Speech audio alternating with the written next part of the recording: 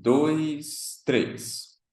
Vamos conversar um pouquinho sobre a forma negativa no present simple. E agora eu trago essa memória para a última aula. Lembra do do e do does da pergunta? Eles vão aparecer novamente aqui na negação, pois eu estarei indicando novamente que é uma negação no present simple, requerendo o uso do e do does.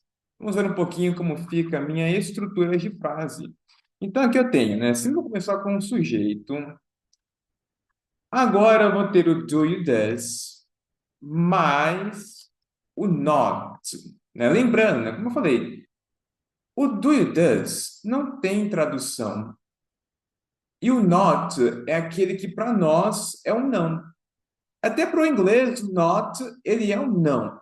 Só que eu preciso ter o do e o does para indicar o tempo, para indicar que é o present simple. Porque se eu trocar o do e o does por algum outro código, eu vou estar indicando passado, talvez futuro, um presente perfeito. Então, eu preciso ter o do e does, assim como os demais indicativos de tempo.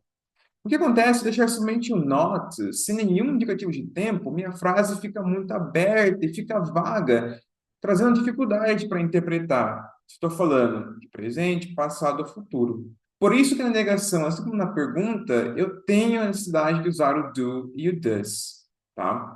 Então aqui, do e does seguidos de not, no qual depois eu vou ter o meu verbo e o meu objeto, tá? Então, vamos colocar aqui mais alguns exemplos novamente. Eu tenho aqui o meu sujeito. Vou escolher aqui o you, o he e o we. Tá? Três sujeitos. Você, ele e nós. Vou escolher o verbo like, travel novamente. E aqui o verbo work, trabalhar. Como objeto, vou pôr every day.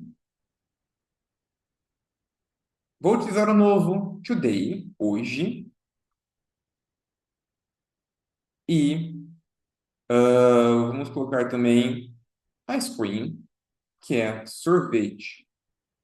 Agora vamos montar a nossa forma negativa, nossas frases negativas. Vamos começar aqui falando, por exemplo, que você não viaja hoje.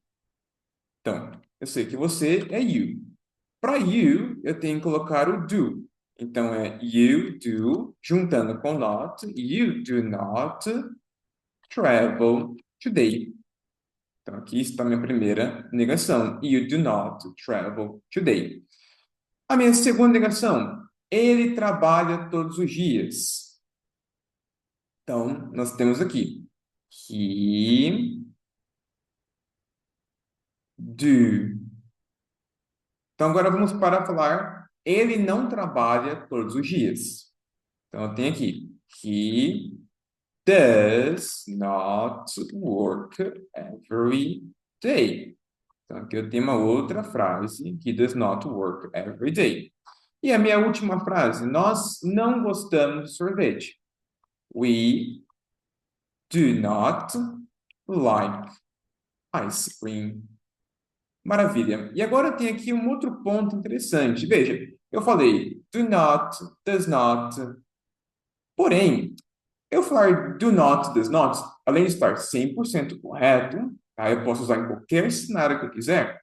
Ele geralmente acaba entrando em alguns contextos um pouquinho mais formais, talvez para pontuar algo, deixar um pouquinho mais claro alguma coisa, uma resposta, fazendo com que seja, fazendo com que seja um pouco mais comum o uso da contração. O que é contração? É quando eu junto duas palavras e elas encurtam. Ou seja, eu tenho aqui a contração do meu do e do not, assim como eu tenho a contração do does e do not.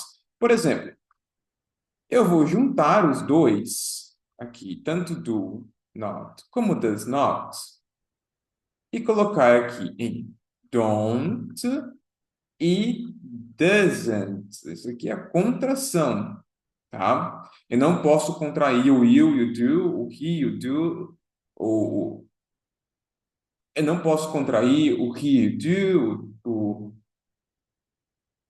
o Eu não posso contrair o you do, ou he, you does, tá? Isso não tem essa contração. Isso eu vou ver lá quando eu for conversar sobre o verbo to be. Mas aqui na negação, eu junto do you not, assim como does you not, tá? Então fica uma coisa só. Aí minha frase fica, né, basicamente, you don't travel today. He doesn't work every day. We don't like ice cream. De forma mais contraída, né? De forma que minha fala fica mais rápida. Um dos princípios do inglês é falar o máximo de palavras possíveis de forma mais rápida possível. Então, várias e várias contrações vão aparecendo ao longo dos nossos estudos. E esse é o present simple. Agora, vamos praticar um pouquinho e fazer uma lista de exercícios juntos. Um, dois, três. Cortou.